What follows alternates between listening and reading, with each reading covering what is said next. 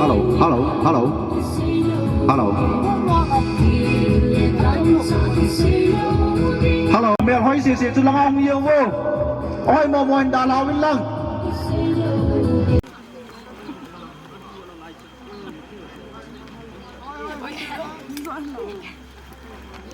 Con này gột.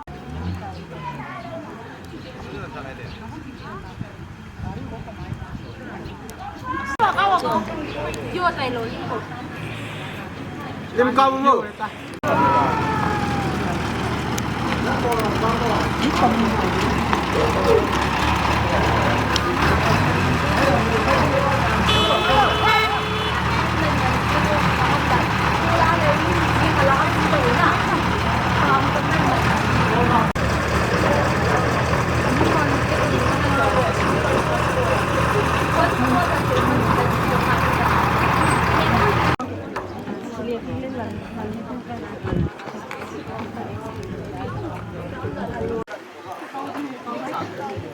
Leader kakak.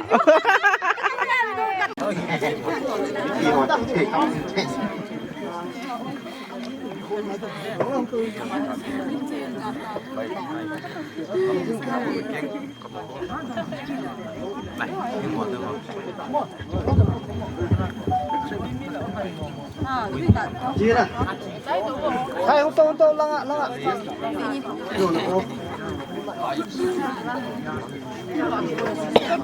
Hello.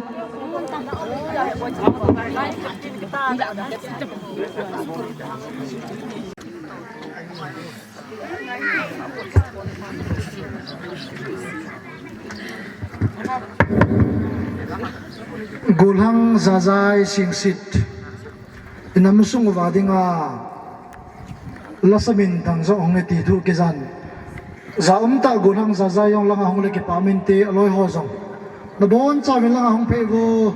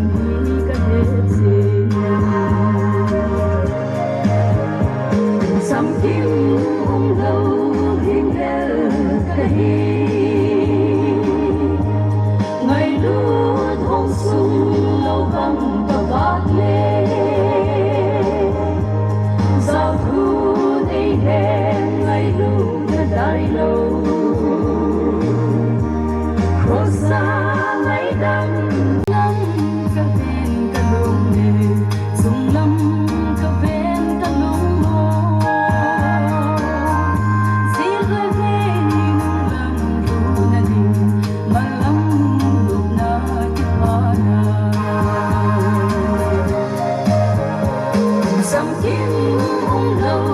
hiên nhớ cái ngày luôn hông sung lâu bằng tờ bát lê sao thu này hẹn ngày luôn đại lâu khó xa ngày đắng là xuân ấy lắm hiền khó xa ngày đắng là xuân ấy lắm hiền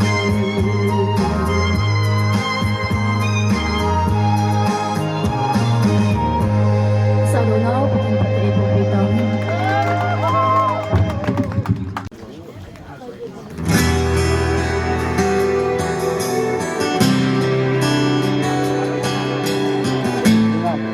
Hấp hấp. Hãy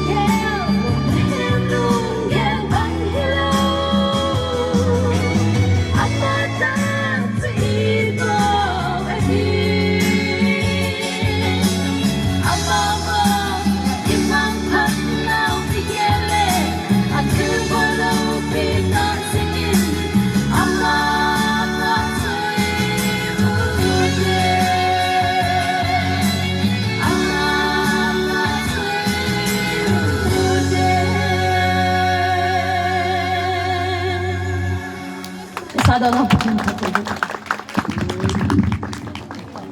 Hong Ding Ho Chu All in Hong Chung Tan Tin.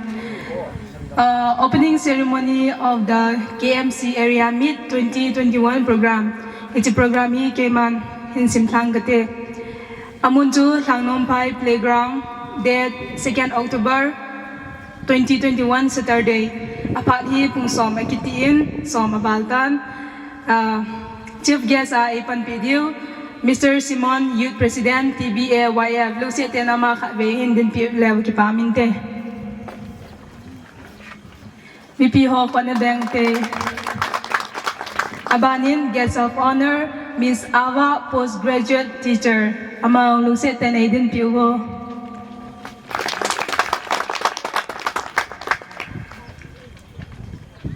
Abana, Functional President, Pumang Boy, Chief of Lhangnomphai, Lucy Nadine Piwin. Chule, Tuniao, VIPI, Pan Pidi Ho Chihele, Reverend Thangkai, Pastor, KMC, TBA, Reverend Paumin Lin, Pastor, TBA, Center Church, Kampupi, Pastor Thosat, Pastor Mulbom Baptist Church. Pululal, Head Deacon, High P Baptist Church. Pulal Boy, Head Deacon, Lhangnomphai Baptist Church. Puhago, Head Deacon, T. Zalianbung Baptist Church. Puzanglam, Head Deacon, Haochangbung Baptist Church. Pupau Boy, Head Deacon, Haibung Baptist Church. Amahohi, Aumse, Lucete, Nega, Din Pivo. Oh. Kod beauty kipame.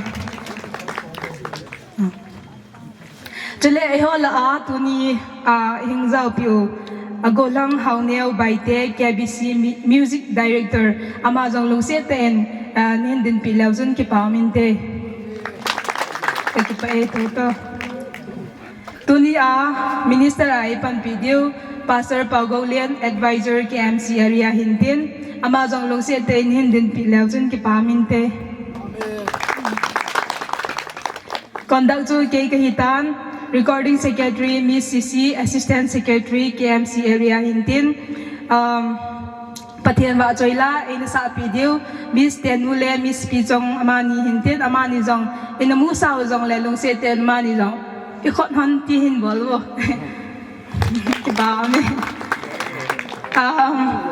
Patian Hinga Downa, Pu Sungam, Hobu Secretary Lhangnomphai. Lucy Nega din piwa. Kipame.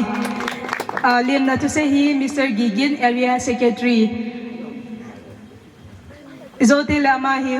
he anabeta within exhortation speeches. Chohi VIP, guest of honor, functional president, chief guest. Ama ohi yung kisadiw, aban banang kisawintin. To let blessing prayer to Tenglechon Minister Tunia Minister Ipan Pidiu Pastor Pagowe Idela Pidiu he. Tun imzo si kipat na dingin Patil ba joy nala Miss Tenule Miss Pijong Amani Agonin anangay hitin. Chizozo Tengle Patil nga tao dingin pulun ngam Hobu Secretary Lhangnomphai ama iniki God Pidivin kahin temin. Tujun VIP Akona Reverend Thangkai Pastor KMC to Reverend Paumin Lin Pastor TBA Center Church sa Hong Lunganin Amani Zong Lucy Tenega din Pilem Kipaminte. Kipae tuhon tang tun nasa ding Miss Tenula Miss Pijong Mani Pat Kapitan he.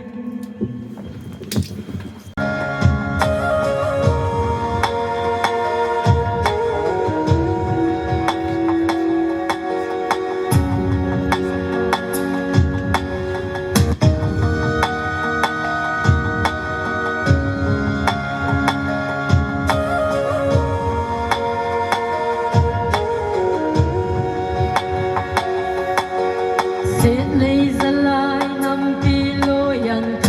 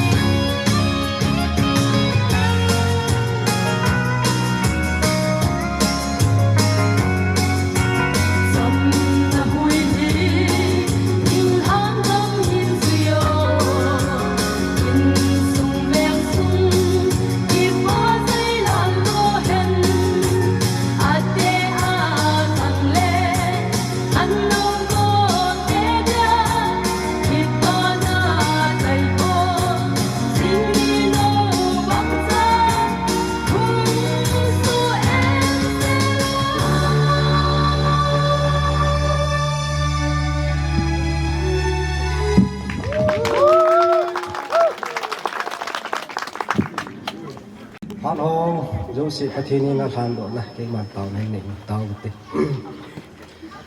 và na cái bao thiên tạ cái phát thiên na dấu sĩ na cái đắng tạ cái trong vin phát mà sa đâm cài chẳng hay in tiếng lệ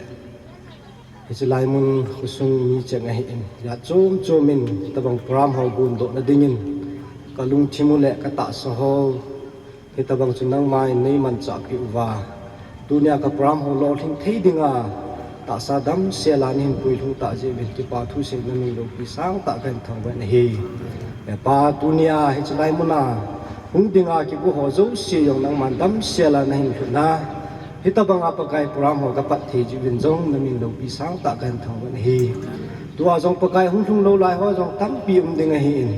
amo jong gari lam hin kyang lam hin hung na wa ta sa dam se lan hin pui thu nga cái kim mu to kit thei na di vin jong na ang ka ta hi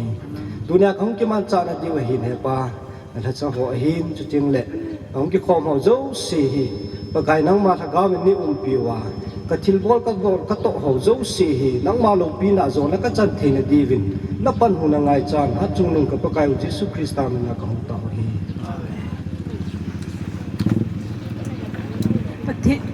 ประเทศว่าจอยล่างใหญ่ตามิสเตนูเลมิสปีจงอามานีเห็นสาดปีเวนอามานีจุงไอกิปาวเวนจุเลลุงมอนุมตาตาวนาปูลุงงามเฮาบุงเซเกตรีทางนอมไปอามาจุงไอองกิปาทุอินเซเวนเฮตัวฮิเลเลียมนัทเซเห็นดินเลียมนัทเซเอเซปีดีว่ามิสเตอร์กิกินเอเรียเซเกตรีอามาพาดปิตาวเต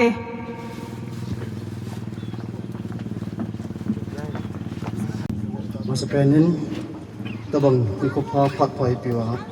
ประเทศทั้งวันสังเป็นเคยเป็นจุเลตุนยางจะคอมเอเรียสงขังท้าจูสิกระจานาวก็ไงลุดนาวก็ลิมนาวจะไปกันบ่เลยพรามฮีปุ่งโซมาเก็บปัดดิ้งที่จูโตกุนอันไหนอินที่จงเลยมุนจุ่มมากูน่ะยังกลส่วนจีเป็นทำกัดจูหงไวกี่ขัดอินที่จงเลยพัดฮีมันดานอันนั้นที่มุหิตินอีปีจงเลยตุนีอินมาสเปนนะตุนีอัปรามาหุ่นหัวบีไว้ฟลัมไก่หัวหินจะเลยเมมเบอร์หัวจูซีอดีอาเอวหัวบุ้งงาหมอปูนไอนี่ปิวพาสเตอร์หัวหินจะเลยดิเกนหัวจูซีจุงที่ปานาวเอเรียลำไก่หัวทะเลงินกันพูงินจู่ๆลิมแล้วทุกตัวลากันสิหินตินพัดฮีล้ำไก่ว่าหุ่นกระหมเลเวนหุ่นโจลวาลิงแต่จะตั้งฉากกันละเดียหินตุยเนี้ยขัดเรนเทชันข้าบอลโน่นกี่ปานจาลินจะฮีนุ่งอาเตียนโน่นปิจงอินจอยน์ตินเจอร์แมนไปอีหกดอกปีเวนตินทิลปีฮีมิโอซีกับปีโน่นเวนจงเลยฟันบัตเจ็ดกิเตียวเฮจีโปรมาเฮเล่เฮจะรอเบลนส์หันกี่กงไอฮีจินมิจ่าดีเบนกี่กงจูปุยนจงเลยเยสโฮเฮChief guest again guest of honor in chole functioner mo thum hi neu cha khat hi jong le ka bol pi no wen chu masa penin chief guest tunia ai pan pi Mr. Simon Jut President TBA of Indian do pi le ki parliament te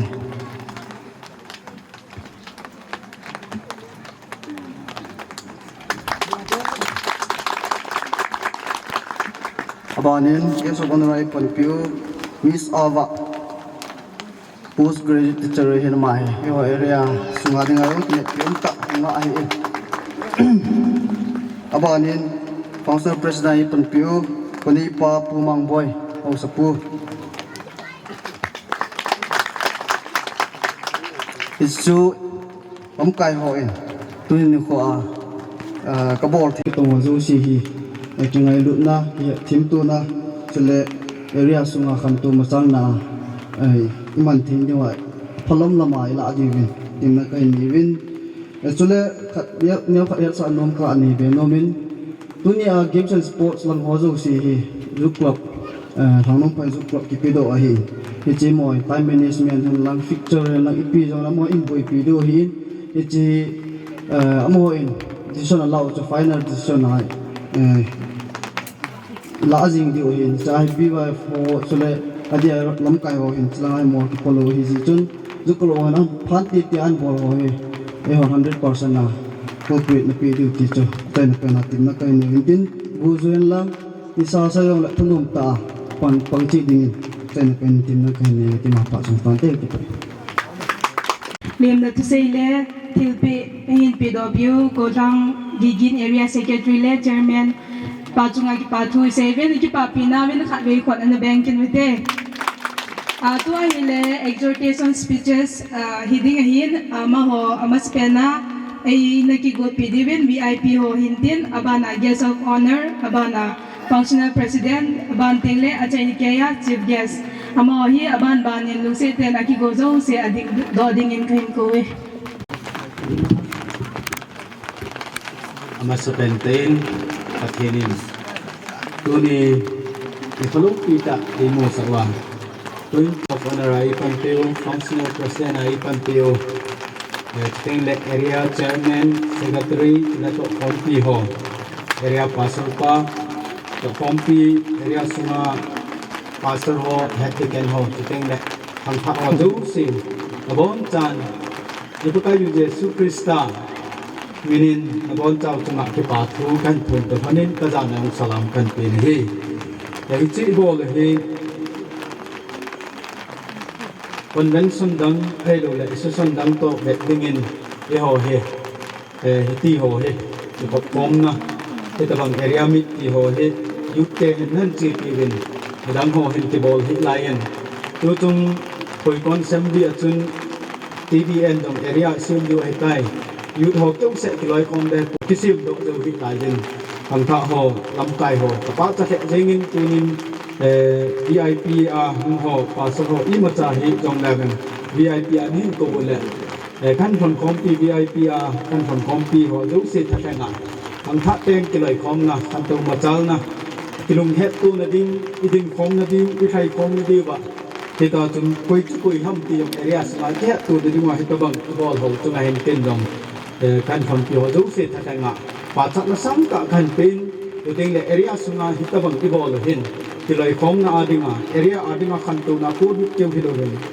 Thadou Baptist Association đi ngã dòng tham thạc thế nào thì theo na khát căn tụ na khát hắn bộ lụt thế là đi dòng có thể đi thạc thế ego kiểu hành lang ha panin pangoi te thì dunia kang kha ho he pakai bina taga tim no chahiyengin ima bolding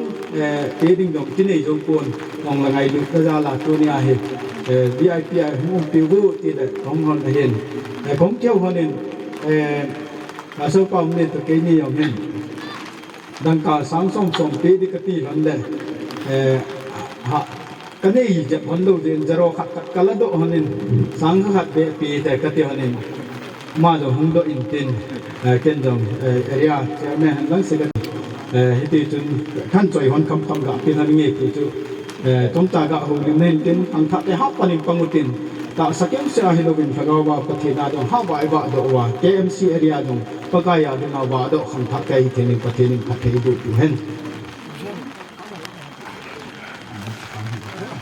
bon javin sin ka fa mai nào khai được yu te ki ho khom naw tu ni ho a ti in ni hen na hi ni je bin jong ki phalam phom ni jong lang ama ho za la ki pa thu ke se ôi rồi rồi rồi chu ding na tu ni ho a chila nga hung ki khom amala nga hung to VIP so chief guest functional president chu ding na VIP lam kai ho hi hen lang ong ki khom ho zo si yo le na bon chau chunga ka ki pa na ka za na ka hin ti ma se pe na le chom chi khet holding na niam khat kai nei no min chi chu pham ti le kham tha te hi lo le TBA youth KMC area ho ikiloi khom na wa hi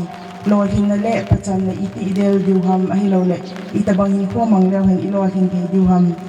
ti pa chu ka ga se ngom I ball pen hi ipi ham ti ai le ki tha ol hi ha ball wen hi chi pa hi kan to le ding hi lo le lo hen ding idel wa hi le ki chi hi ilo sap naw ma sa pen hi ding hi ze in him khat ni lol hin na idel ting le pon tho ding ama sa pen na poina in chi pi di wa ka dei chu pon tho po po wi te ze chu thu chi in ase hui pham ti le mi tha se lung sung hi satanin na ha to e ti ze chun khang tha hi win in ko wa hi ilo hin ti ne ding wa chu ipi bol di wa mi ti a hi le e ho adinga thu pi pen ta chu pon tho po po le ni cha ko na chu lol hin na hu um te ding hi ti pa chu point sa pena ka sa inom hin chu ting la ni na chu khang tha hi win อีลอดหินนะเทดิ้งว่าฮิตัวไออีพาดมันกิเลนเตจ่าหินพาดหงจีเห็นลังหิเละอินโจติงเละอีเดย์บังอีบอลเทโลนางพาดหงดิ่งเฮซิอินทุจีขันอินอาศัยบังคุณตัวอีพาดห้อยเป็ดอีโลเละข้างห้อยเป็ดตัวว่าหินคนน้องหงดิ่งดิ่งอีกิมันจ่าเนี่ยเทดิ้งอีกิหินโซนเทดิ้งจีเพียมจีจูฮอลเลยฮอลนี่กิลามิลปนิตีจีจูก็เซโนมินจูติงเละบ้านาจูทิลพบอลนั่งลังอีโลเละกิตุกตาหินคุมันนั่งลังหินกวยมันนุ่งเดลโลบินฮอลเลยฮอลกิมาเดลตัววิตินฮอลเลยฮอลกิเตะตัวจิงเลวเห็นฮิจิจุนโลหินนะปีดิวจูติงเละมีสังหาจุนนุ่งโซอีโลเละในละโกทิลพาตัมเตมีเขลโซฮิจงเลวเห็นหินโคกิตุกนั่งลังจุนมีหินเขลติงเละประเทศนี้จงประเทศหินโบดิ้งลอยที่น่ะเทดิ้งที่จุกเซโนมินลอยเลยโกลกิเห็นกิติยองฮีสับเตะคุณกุมซ้อมเลยยิ่งทิ้งติงเลยอินะตุมายองกิส่วนเทเอโลละมากินโซเทเอตันหัวจงฮีกุมซ้อมเลยยิ่งพัชจุยงฮีดิวเอตันมาเลยมาอินนี่คู่ขนาอินเนโดดิ้งโซจัดเวกิโตโดโซมีขัดฮิโกฮิติจุดที่เห็นนั่งฮีเลยหัวอินซุงเซเอโลดิ้งอิสุไซติวจงจุดดิ้งเลยอีกลอยความน่าจงขังโตเทดิ้งฮีติจุกเซโนมินอาบานาฮีตุนีนิควาจงอีฟิลนาวขัดองตันฮิชิกหินเซนองขัดมิน time management hi ithem purin te ka na khana chun to hi dreamland na khu football pe di he tin booking ki bol hen 10 pm a book le hen ko im cha 10 pm a thu im lo diu he 9:30 hi lo le 9:40 ma sanga i hun so ke diu hin ai le tu ni khoi program 9 ti din ke jong nang jong koi ma i chom lo i pha ni feel ki ta wi hi chupa hi dreamland na time idal to bang mang wa kun hin ho wa jong pha hi madelu hi tin punctual hi ding pa hi del le hen hin ho a jong hi lo hin na lampi kalbi kha cho hi ti kha jong chu ka sei do no me chu ding le thil pha bol na langa hi ki te jimui tin ko yam kha chung thil pha bol la hi le tua hin status ho apo i koi jiwin thil pha I bol ting leo camera maya ding login a hi lo le mi bang kha chung camera maya ding a thil pha bol a hi chi chu lin kila pi na a nei hin a hin la Bible in ACP bang wa kun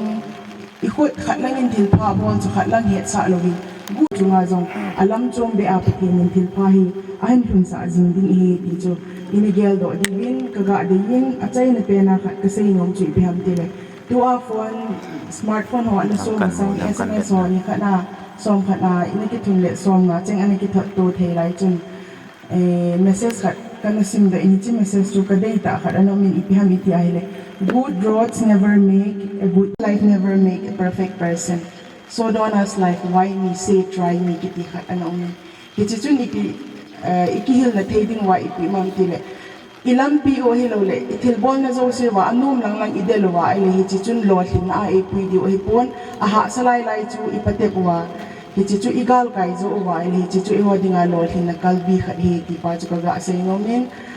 TBAYF KMC area pathin e ma puizing mo hen lang ikiloi khom naw ikingai lu na ti haw jong pathin e pui hoi jing hen ti chu ka ga se no min chu ting le ima chai hi jong lang yes kana e ki ko nga le ke yong ka tha no min ti ki pa in area lam kai ho in man cha na thea na man cha diu tin envelope kang khat khain ki po in asungai izat e khum pi ham wang ka hepon ka in ko te ji area lam kai ho khat ten ki pa ta ni chune thil pe jong ei nei piu jaum ta guest of honor miss awa chunga ki pa thui sevin miss nang ta bang nunga le ka thi manluta ta sale thagawa KMC area ten ka nei vi kya jong ka ki thang at pi sevin pathin nang jong nom na chana pathin bo jing han lang na to no zo se pathin na ma pui jing han ti chu ki ho taw na hin te tua hi le abana functional president pu ka ko win hi Amasan tuni ni khu ta bang phat hoi ei mu so pa pa thing thang wen men lang aba ge wi men tho ma chúng ta lang kai ho hin ge so hin kai to kom pi ho mo chunga jong ke pa thu ka se yin chule kalim na salam ka hin te ne ken tam pi se pung ka ting aji chu khang dong te khan tu ne thi ding le ma cha le thi ding ma lam in kwa til khâu thề điều làm cái phá ai lâu đấy tụi này cuốn rong cái sự thiên tạo ta rong in event cái mas yang cái sự thì cuốn ipi rong đấy tụi này khoa KMC area làm cái hòn vì là đã ding adin mun ai lâu đấy kita bang phát mun in cho nó hi cái kia là cái parliament cái chun cái sao cái chun mi dang khat ai lo le mi chom khat chuka pang thi le ti chuka no min a hin mo chun khunei khat ho sa khat ni na za la chun nong pan de ti le ke yong chuka da thei pu in ni je chun zo chun kain ko te ko ma to gon ga sin tu ni giúp ten ki loi khom na ai lo le hi ta bang bun lu khat ani de hi je chun khang dong kam pi jong hung ding a hin ya chu tu ing ka cha la phara ka chi so cái sắm cái cái gì cầm một hồ cái này một cái hồ thì là không cho họ sai thì sẽ có nãy đã sử hiện tin ít bị hiện không đúng tiền dòng thì mà làm mình khô vào thì bị lắm các cái dòng lệ lột thì thấy tiếng là panela dinh điêu tu sang hồi rồi phải rồi mà ba na dòng tàu nó đất thủ panela dinh điêu thì chú các bạn tiệm nôm là bền truyền tin thì chân thì tắm xí từ đầu tiên video thành cái gì bằng cái câu này tôi sẽ in cho nên thì bằng cái rằng hàng dòng kiểu in mình phát nào chung ạ tâm hy rằng này thèm khát cái phần nó gia đình cái thủ pin này các bạn này nó mình thì cái mà phát dòng nhìn tin năm cái hoàn chi mình có thể hướng lại cái phát mình thêm na thiên na bu hen lang na khu na ve ho zo se zong lung mong le đã sẵn hôm tại hiện trang khom dinh viên thì chú cái họ có na cái hình tàu bị nào cho hiện thiên cái bảo viên tua hi lệ chief guest Golang Simon Youth President TBAYF ama phat tàu hite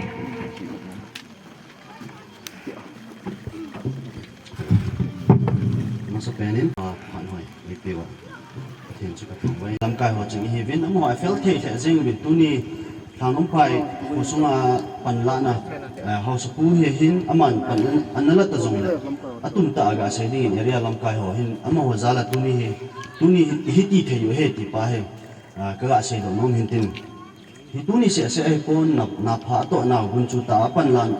ala na tuni se ai pon phat dang dang a zong ani ki mu jingin to ra chi na hu yan lang chu zong le til dang dang abon na hin gun chu ta in ti chun member ho jong hi thei aki thopi wa amo kim ke ti chu panan la jing vin to thei tham thei sei bol hom vin hele amo jing jong ki pa chomin area dang tile yo tbs sunga area dang ti kha be se lo he in ichi ai la kim khat le ni o mai ka ki chi a ta chu ki le ji a hin en ho area a he kha ki ti yong le ki mo na he area lam ka ho he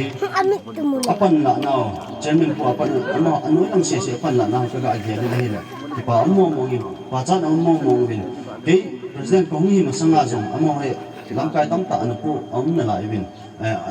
wa he ke zo ti no an pu na lai diu jong he na lai diu he experience lang iti ahle experience lang ang jong chi na khep na jong mo bol mo ne lo diu chu ka ta sang thoin tuni ni ko ang khang dong ho zo se ka ga tim nom na khat chu ma cha dang yong se kong ka ti ki che bol se hi lo la khat khe to ding ti ai hu ji chun ki che na wa bun chu tan pan lao tin hat ding dalu tin a hi wa nga timet ho chunga lunghan hi lo la kam nge lo ti ho hi isei lo di win jong a chai na pe na a ki chim ding ho hen la a ki chim lo di ho jong la bon cha wa ka hin tem nom ki ve cái dòng cái bà zalin làm cái hòn in cầu lệ tụi cái cầu hồ lại cái cái chụp băng pen in chỉ dòng lệ sum sang lâu pen cho cái hiện nghĩa là ngào hay cả khăn sắt pen máy thế hiện cái dòng lệ cái pi độ khăm bằng nghĩa độ thì cái tê hiện cái dòng lệ làm cái hòn in cầu này chung mà mua chung à dòng cái bà thu cả sấy cái bà này zalin dòng làm cái hồ cái thô pi này in kia dòng làm cái hồ thì phát cái gạo pi nó min German pan không là pi là cái bà min tê AP uba Mr. Simon Youth President TBYF ama chunga ki pathu sayen tu ni hung ho lim VIP tani han lang guest of honor ho han lang functional president han lang chief guest han lang ama ho chung che ki pa thu in the say event ikipa we ti be sana kha we khot an bank che ken we te ki pa mi ato ho jong tong ngai nei te nei to pi wen go zu jong le i to dio ni sa so le to dio hen to a hi blessing prayer hintin hi ai la pi dio wa jaum ta pastor pago advisor KMC area ama phat pi hitin ama phat ki chai chai teng le hin thupon khanumin ten hi chu KMC area lam kai hon hin ki la win ten chu tuni adinga first session adinga I program chu tante kan vet le na kim so kevin kang pu pi oi tao nai zao lu dinga tan iti ham yo jo pu smith ka amu he hin nang ni bo nong ka rai okay tui ka lam ka gari kang si an khela tin che kho ta pon langa tu ho Balmin Simon ung pe wala lu setan ung pe wala ichi program ma dinga nong va long pe win lang kindanga nong le wang tu so ma da nya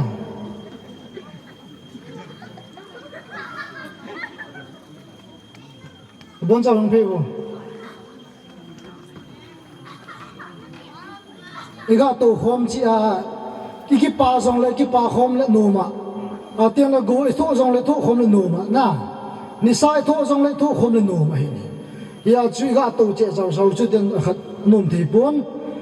taw ne man diu si chun bible chang kha in siming ka tin lam ka hon ho lim ma son ki pa til pi pi sau sau ken jong ka batsman be a ki ping ka te simonin president pan se gong ha jo teng le ini man jong chu ki pi no modin chairman area chairman go hang go mang lang dol ki pa men tin set kan pa nang bible chang ni sim do tin thupi sai wang kai poyong biching bol pong kate proverb bung khat chang sagi I program wa kisi cho he proverb bung khat chang sagi pakai gin kiti hi het na bul pi ki pat na hin ahin la mingol hon wang chi na le kihil na sang po hi ne ateng la first koren bung som chang som thum la khat chuti hi se chun na ne zong le na tom zong le na bol zo seu pathen lo pi na ding zengin bolun pathin pathe bo pi tawen min singo te taw na ngote hallelujah vanle le sema ki ho zong lim le mela I sema hing jing ka pau then ta pathen paka tuni ni kho kiti hi nangin pakai nei lung set jiwa nei ngai lu jiwa hitabang phat pha nei mu sawa he chi KMC area pakai khang tha te hon ki su hal na ding le le set lami hen lang hagaw lam hi jong le ki ngai lu na ding ki het to na ding ki su hal na ding machal na ding khan to ding hitabang kin gol lo pi ta ho jong pakai lung set them pakai KMC area hi nangin phatin na bu jingin tun jong na buin chairman hian lang second guest of honor ating la VIP so ating la pakai mun chong chum kal so lam kai te ho nunga gol ho pakai haki su khomuwa hitamang ka bol hi amin mai maza bol hiluwa leiset goal na mai football padding volleyball padding mai hiluwa ama wang pakai nang malupi na bible ka mubang wa ka bol zo siwi nang malupi na bol heading in chi na hen ai pi di na ko ma ka humtau hi olung set hem pakai KMC area ho nangin pathe na bu jing bangin nunga go zo se pathe bo in lang pakai nunga tam ta ahin ko hoilai akham maning mang tutlovin hepa hicha gilopa satan diabo thunga nunga ho wang pakai meriam banga pakai anunga laya pa nunga theng hitabang pathe nang malung hai na mi ahi bagin hichi KMC area sunga nunga zo se pathe hin bo de ko ma ka tawi pakai min kipal na suma kipal na ne phalo umjal kipal na zo sa ko na naman nalaga ba na tu cha na hoi do din na ko ma ka tawi hidia chu agul hal lai wa kham do lai lung lai chat na zamanga ama satan ho pakai si hagaw pu ho ama ho nung zui talaba ei sem pang pathin pa ma thin ba ki ho zo ka thin di bolongo zo sin ka head of in so se patin na bu din la ko makataw hi olung se tim pakai jillai le ka si movin le ka hoi ta hin simuva ni khat teng le pakai khosunga dinga gam sunga dinga nam sunga dinga jong khumbul det ta hin pam thei dingin le ka sim zo se le ka sim nawa chi na het na hin pin din ko makataw hi olung se tim pakai tu chunga hung zau thelo ta sa dam mo ji ham alo ja chom ji hung zau thelo ma zong pakai hitamang dam mo ve si a hin khomang ho dam ding ngai cho ho akizenna hospital hian lang imuna hi zong le azal now dammo zal khuna ko nang dam na pi dal ko ma ka tau pi turi apakai chan Lhangnomphai host church host festival village patela bo house of pu hi han lang asunga che minungi pa nunga golongo agam alei patena bo dil ko ma ka tau hi turi a VIP ho reverend ho pastor ho dikan ho zo se nang patena bo hi KMC area hi pakai nasata ki roi khomuwa nang maleng gamadinga kalbilen ta sauta ko son ten divin song khosunga het dikan ho pastor ho reverend ho dikan zo se pateni bo di ko ma ka tau hi tuni apakai chief guest yan lang functional president guest of honor ho VIP ho ka bon chawa kin ho zo se ki pa tho sai ten divin ka bon chawi ha gavin um pi vin ti da pan pi ngai cha hinjing Nazareth Jesus Christ mina na ko ma ka hung tau hi amen ki pa me tu tau Pastor Pago ama chunga ki pathui sevil ama jong pathenin pathe bo jing han lang tua hi thupon masangin ezojon kanabol hialin a VIP hola pulal boy ama phaju kan chok khomin ke chun VIP ho se chu khatna hong ding mu ka hi sa le kanabol hialin nei ngai dam min lang tu hin pulal boy het diken Lhangnomphai Baptist Church ama phat khan bin he ông bung khát lâm cài khát chun các ngày lúc nào các lim nôm giá là xong tiền đợi về bên mà là tô giam tạ lâm cài họ hiến area sung khang tạ họ dâu xe hot charles mô phô khát cái đi cần khát hình in các ngày lúc nào các già nào salam cảnh bỏ luôn he khang đông họ hẹn lăng tu nhà năng mona hình đình đọ tàu đọ lâm cài họ dâu xiềng và trường khát thì là vụ hẹn lăng kan to ju ke ni ding le in som ju ke ni ding wa he pan ha tai la ju ju he ti ka ga se do no min het diken ho he hung ku hin ke chang se ko ngin no mo tha jingen the ren ho sang tam zo ki pile am hang ki diu he so don na kham chu khan khat de ga pi ti ka ti thui ko win lam kai ho ni la pile pa min te so pan ta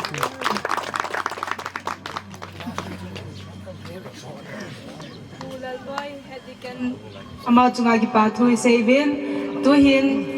announcement khat ne within chu golang gigin area secretary aman hin la pi level ki pamin te be se i chun chok kup tam ta kana nei kha in ruk club secretary ho secretary pa kingan si le ma he pa form be se jing ngin la ta na ti ja so avela khung din do ke dai in team hi li in ke homin tu ni executive team hin advisor team hin defense team hin chule president team icha chu tu ni ang kal so mo zo si hi po chang ke ya singju banga ho kin me hala kin hal hi in KMC ho jong hut khana pangkhom lo ding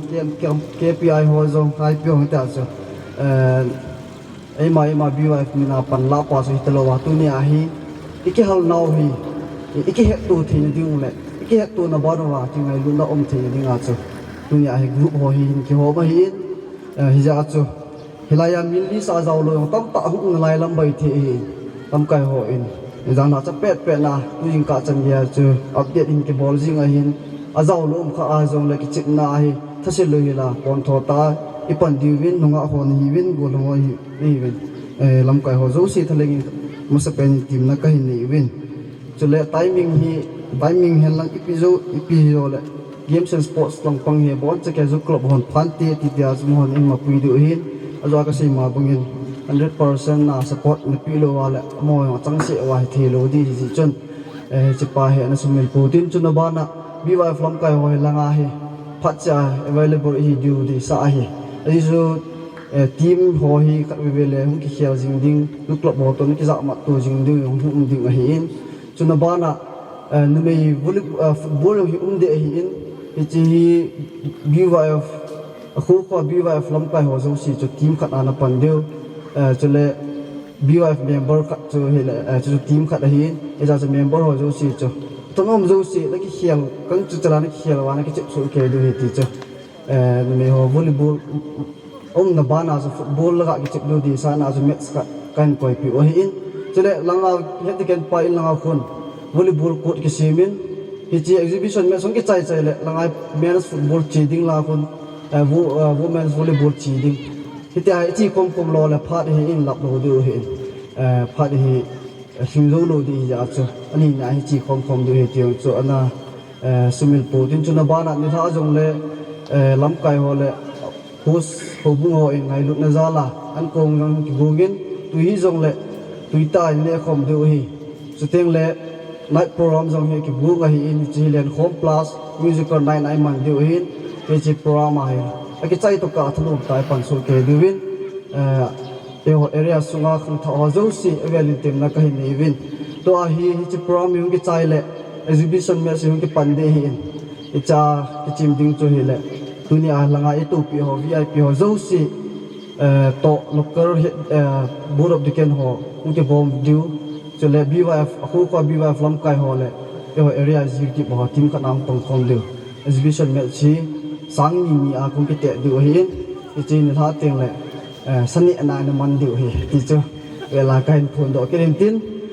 duklap min jong form ni ni chu tu ni ai man du ai phal pi hi is football la iman du hin BYF volleyball awang hi khu ko ni ki po chu na man du hi ti chu kan he sau hin tin chule luk langa pate ho hin kine pem ta lam ka ho ni hin form hi blue khat amen white khat amen stand ni nang hon na ding ding so na ke thena wa le yo wa so youtube team kan ni form kan ni hin si pa so ka man thi ho mi lo wa le kung ki hal du ai ta ya so khat pa hi kan man du hin piang no lam kai khat sule ka sa na so zar si color so la ki choose diu hạt nào vào cái hoa rồi xả hết tại cái gì nó đi tên nó color rồi cái choose đi vào rồi offer cái ball rồi hin pion apet pen update cái ball jing ding information là hết sai pion lệ cái ball jing ding chỉ pa hi cái sai to ka hi cái ball jing ding ra so đi vào for member ho zo si thu cái phong ho phát trái nó ngay jing đi thì trái nó pen là cái phun độ hin tin phun thì lăng tâm tâm đi cho về là cái phong jing ding nó ngay chim đồ đồ hi tiếng cho về lại cái tục nôm là cái mà phạt cho tán tê cái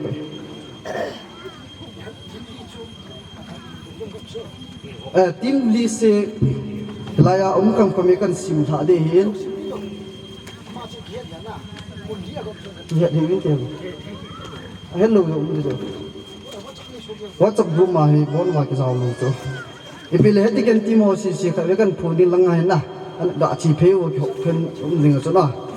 hết cái team ho hi Lang KMC senior KMC terminal KMC kan ever team ho chu zit langa na chi ho pastor panungi ka ju jing we pastor paugo advisor KMC captain le manager ko kop de get gaptan gap thi we Paul KMC Mangneo KMC Kamilin ke số lời phải team nào không chơi team kia được này Golang Simon Zut President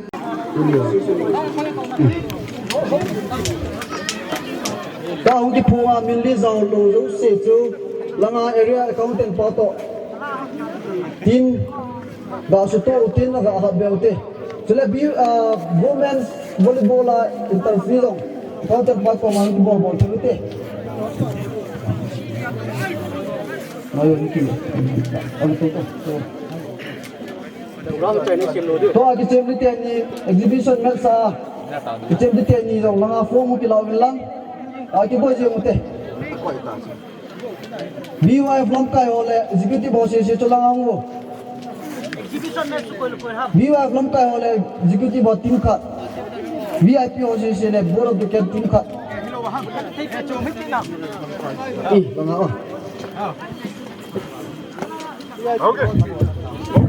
VIP hot to kuyo ha VIP lang hi golang hong neo ma yong ki chem ding sele local hobunga tiken bu lo do si yong rau du he ri chu VIP so hi yong ki kim the lo ji wa registration bol lo la yong jong le counter pa ko mong ki bol jing utin chule volleyball la interview ho jong lama he nong ki pe thi u dai ani kap tanga malin ho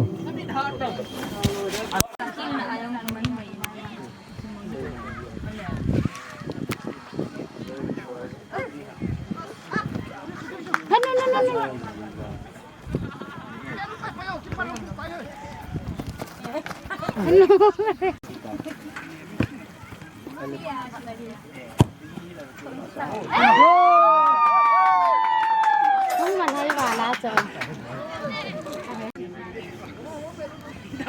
executive team langa wala nga goal khat kumwin goal reserve đây sẽ chùm cái này 1-0 nhưng vợ cái bên này tôi mà thắp được vợ tôi tin chắc tôi tin là bố nào cái gặp bạn rồi group phun pa chu IP vice chairman pa he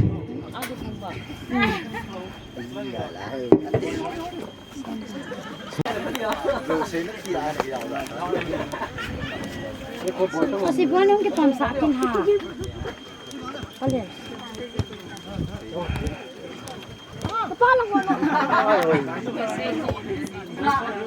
alam tapi na si Don di kata game di belo kita paano lang ka paano gol ko mo so avela kum wang he tai lo de he en na pa namu pa lahan masakan do pide pa ka mo pa minta kan do nai pi na pa thep mo mo na mo no mo ma de ing Pinjam di dalam. Itu lagi sesuatu yang kita lakukan.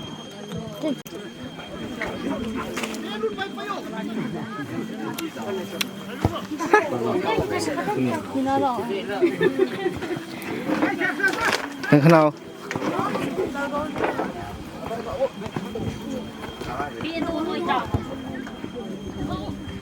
amayong he tu chung ji area min adinga he jingka ni lang phata ki go hin chule area chairman payong jingka khat lang phata ki go hi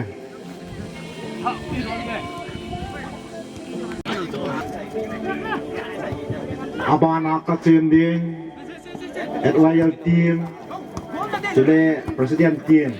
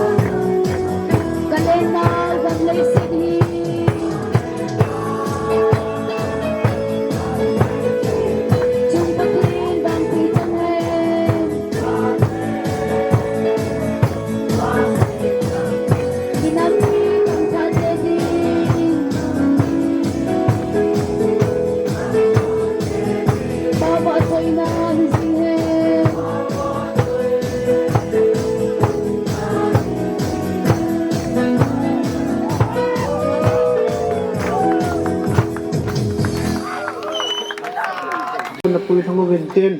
away le pathin pat pa ap wa dam selai tawang program ho hi mi ki thei ding win na bon chaw in pathin dam na pe win tin mp jing taw hen taw na som chai nei ka te taw te pa chunung pathin na lung sim na ki dang ta ka chang win banoi boile izan jong le tuni ni fu in adin pakiloi khom na Thadou tis association sunga Kathmandu area jutte makai ne in tunil Lhangnomphai kumun le hukumuna ta salam hian lang hagalam hi jong le khang tha mi zat nangin nin pui khom ba ka programu abula patna bursi kichit na za chum kai ne vi chule nang ma wa chaina la ho jong kain sa khom vin chule ta sa ante jong kain ne khom kain don khom vin ka program ko gun ho zo siu nang ma mapui na zala boina lova zona nei pi ta jivin zona ei pi nang man hi jin thangwana sang pen ka hin pi ni he o pakai tuni ni khu a ka ki man cha naw sunga mem hi na zong ka bol khilo ka sei khil ka to khilum ding in zo zo siam kha zo le nang nei ngai dam min lang ka bol kha ho ka sei kha ho ka sa kha ma he le lo pi na chana na cha te kha thei bu din ka taw ni he sule haupung kumun chia khang tha ho jong in mun lam zon ding hi ta ben gari lam kyang lam hi jong le boinam lo adam sera na in pui thung kitna itabang program ho hi kahin mu kit wa nang ma ka thang ba kit ka sevin ta sal hagawin damin nim pi jing tawin tia ki tha do ding kon wa ki pa thu na na pan pi nge ka pakai Jesu Krista na ka bon chawa ding ka taw hi amen.